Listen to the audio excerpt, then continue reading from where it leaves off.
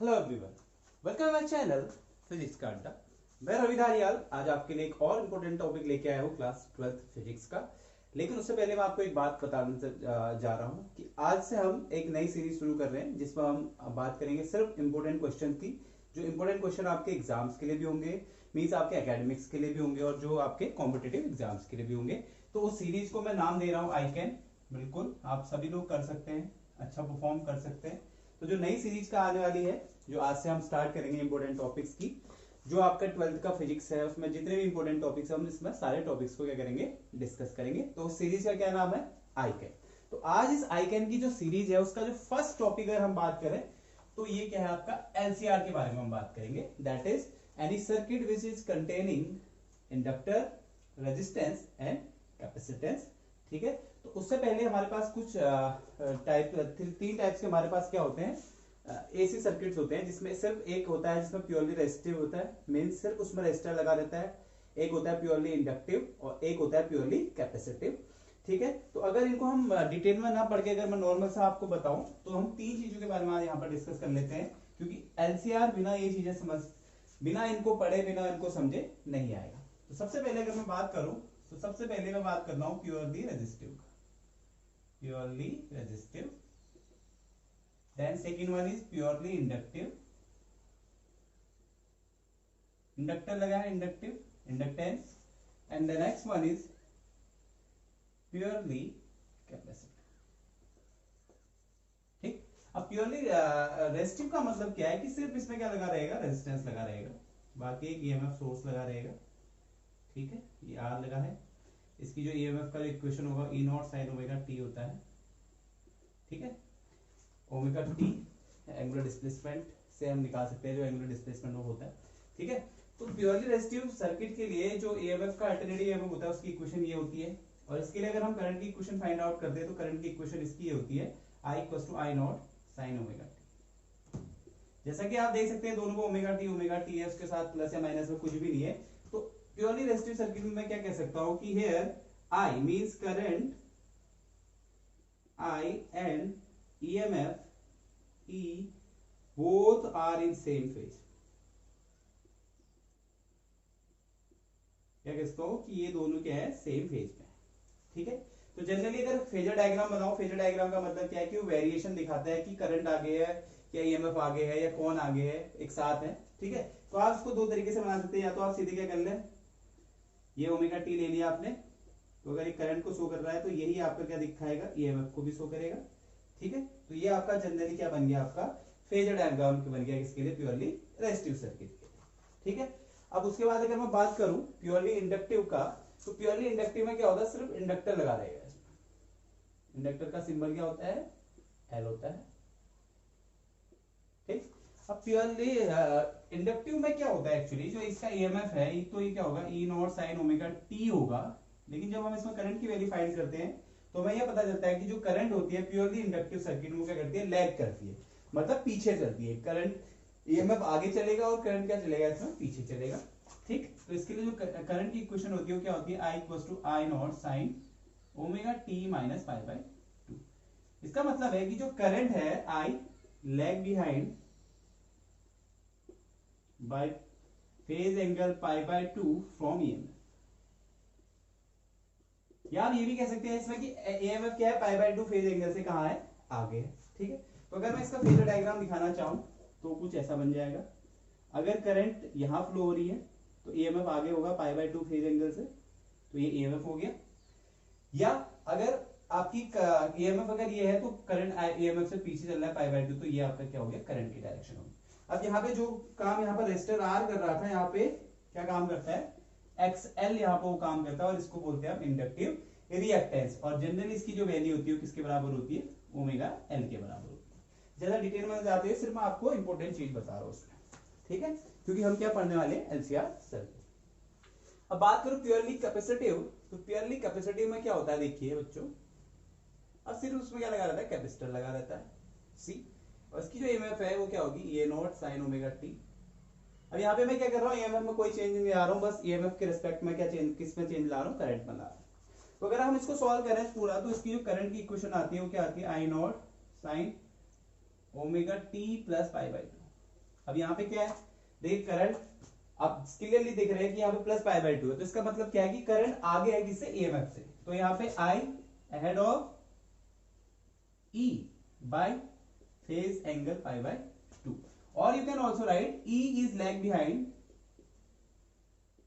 Bye pi by 2 from I. या तो आप इसमें कह सकते हैं कि करंट आगे चल रही है, या ये कह सकते हैं कि ईएमएफ पीछे चल रहा है। तो अगर इसका फेजर डायग्राम बनाऊं तो इसका जो फेजर डायग्राम बनेगा वो क्या बनेगा, कुछ ऐसा बनेगा। अब ये आपका ईएमएफ रिप्रेजेंट करेगा और ये आपका क्या रिप्रेजेंट करेगा, करंट, जबकि इन दोनों के बीच जो फेज डिफरेंस है वो कितना है, पाई बाय 2 का।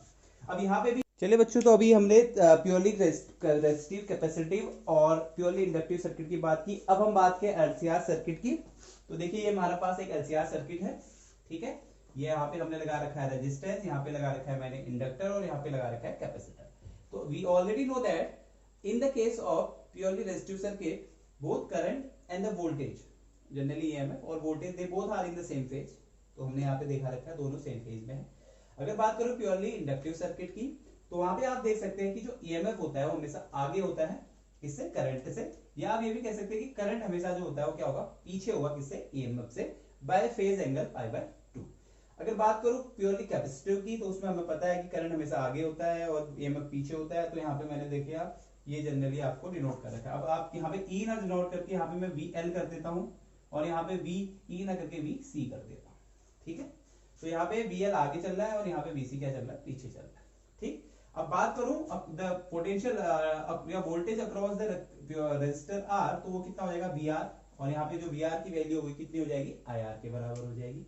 ऐसे ही the voltage across inductor L, तो वो कितना हो जाएगा यहाँ पर, वी एल, और उसकी जो वैल्यू हो जाएगी क्या हो जाएगी, आई इंटू एक्स एल। अब because students this is a series LCR circuit, तो in this circuit the same current amount of current will flow. तो यहाँ पे देखिए आप करंट क्या है, सेम। अगर बात करूं the voltage across the capacitor C, तो वो वोल्टेज कितना होगा, that is VC is equal to I X C. Okay, तो ये हमारा क्या है, बहुत इंपॉर्टेंट सर्किट डायग्राम है। यहाँ पे मैंने ये भी शो किया है कि कहां पर, किस केस में प्योरली रेजिस्टिव में करंट और वोल्टेज दोनों सेम फेज में होते हैं। इंडक्टिव में वोल्टेज आगे होता है, करंट पीछे होता है, फेज एंगल पाई बाय 2, और कैपेसिटिव में क्या होता है, करंट आगे होता है और वोल्टेज पीछे होता है, फेज एंगल पाई बाय 2। तो ये क्या है, इनके वोल्टेज है, ठीक। अगर मैं बात करूं एम्पलीट्यूड की, एम्पलीट्यूड या पीक वैल्यू या मैक्सिमम वैल्यू की, तो जो वोल्टेज अक्रॉस आर होने वाला है वो मैक्सिमम कितना हो जाएगा, आई नोट आर हो जाएगा। तो इसको मैंने क्या डिनोट कर दिया, वी आर नोट से डिनोट कर दिया। अब आई नोट क्या है, यहाँ पर आई नोट क्या है, मैक्सिमम अमाउंट ऑफ करंट, ठीक। Now we already know that कि जो आर रोल प्ले करता है प्योरली रेजिस्टिव सर्किट में, तो वही एक्सएल रोल प्ले करता है प्योरली इंडक्टिव सर्किट में, और एक्सी जो रोल प्ले अदा करता है वो किसमें करता है, प्योरली कैपेसिटिव सर्किट में। तो यहाँ पे रेजिस्टेंस की जगह मैंने इनको क्या कर दिया, रिप्लेस कर दिया। और वहीं अगर बात करूं ईएमएफ की, तो ईएमएफ की जो मैक्सिमम वैल्यू हो जाएगी वो हो जाएगी E is equal to E naught. तो बच्चों ये बहुत ज्यादा इंपॉर्टेंट है, तो इसको आप नोट कर लीजिए जल्दी से, और फिर हम आगे बढ़ते हैं और फेजर डायग्राम की हेल्प से हम इसको स्टडी करेंगे। चलिए, तो आपने डाउनलोड इसको आपने नोट कर लिया होगा। तो चलिए अब हम बात करें फेजर डायग्राम की। तो फेजर डायग्राम बनाऊं, तो चलिए फेजर डायग्राम पहले हम बनाते हैं नॉर्मल वैल्यूज के लिए, ठीक है। फिर उसके बाद हम किसके लिए बनाएंगे, पीक वैल्यूज के लिए, ठीक है। तो जनरली सबसे पहले मैंने एक क्या बना दिया, इसको ऐसा कोई सिस्टम बना दिया, इसे रिप्रेजेंट कर रहा है आपका वी आर को। अब हमें पता होता है कि जब voltage across the R is and the direction of current is same, तो करंट की डायरेक्शन यहाँ को है। तो अगर बात करूं वीएल की, तो आप देख सकते हैं करंट हमेशा वीएल से, मतलब द ईएमएफ फॉर या द वोल्टेज अक्रॉस एक्सएल या इंडक्टर के लिए हमेशा आगे होता है ईएमएफ।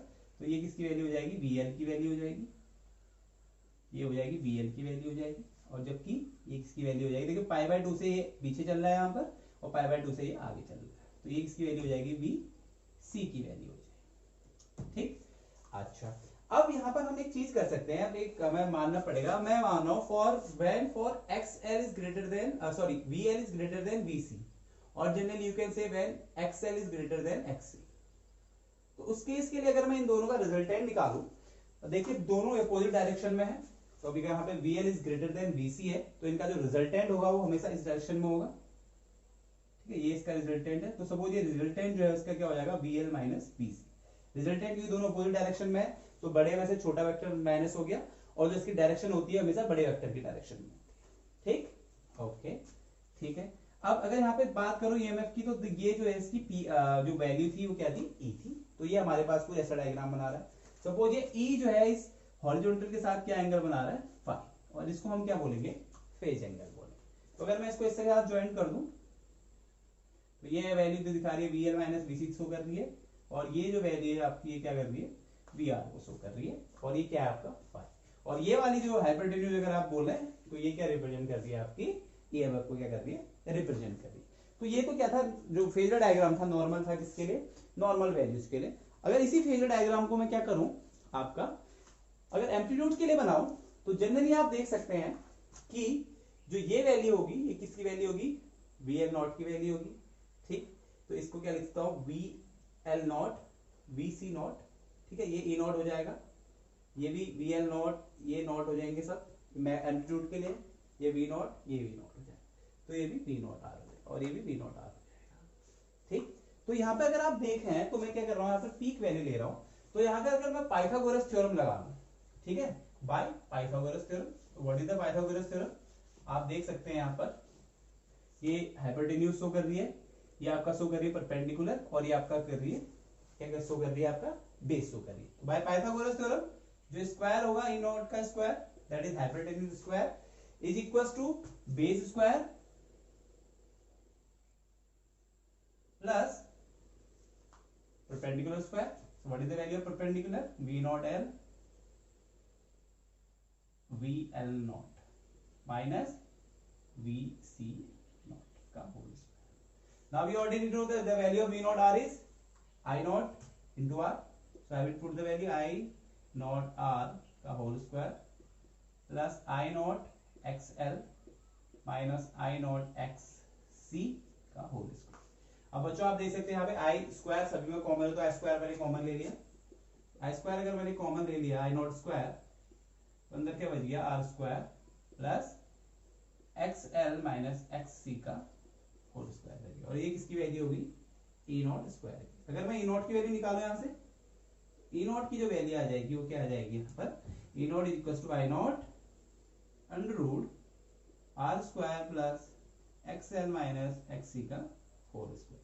और यहाँ अगर बच्चों अगर यहाँ से आई की वैल्यू निकालो तो आई नॉट इक्वल टू क्या हो जाएगा, e naught upon under root R square plus XL minus XC का होल स्क्वायर। तो ये किसकी इक्वेशन आ गई आपके पास, करंट की।